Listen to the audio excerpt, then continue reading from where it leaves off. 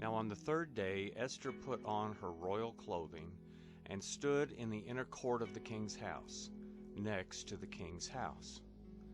The king sat on his royal throne in the royal house, next to the entrance of the house. When the king saw Esther the queen standing in the court, she obtained favor in his sight, and the king held out to Esther the golden scepter that was in his hand. So Esther came near and touched the top of the scepter. Then the king asked her, "What would you like, Queen Esther? What is your request? It shall be given you even to half of the kingdom." Esther said, "If it seems good to the king, let the king and Haman come today to the banquet that I have prepared for them." Then the king said, "Bring Haman quickly, so that it may be done as Esther has said." So the king and Haman came to the banquet that Esther had prepared.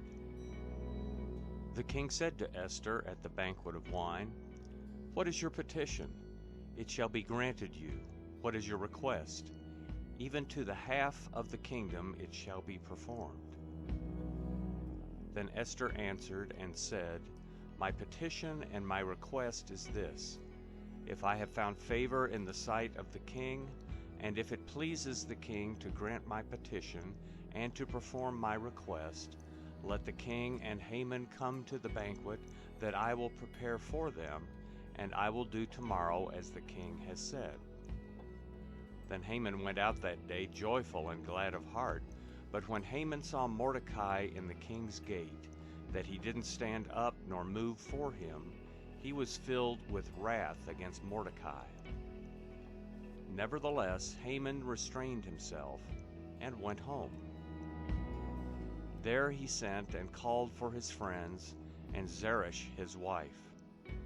Haman recounted to them the glory of his riches, the multitude of his children, all the things in which the king had promoted him, and how he had advanced him above the princes and the servants of the king.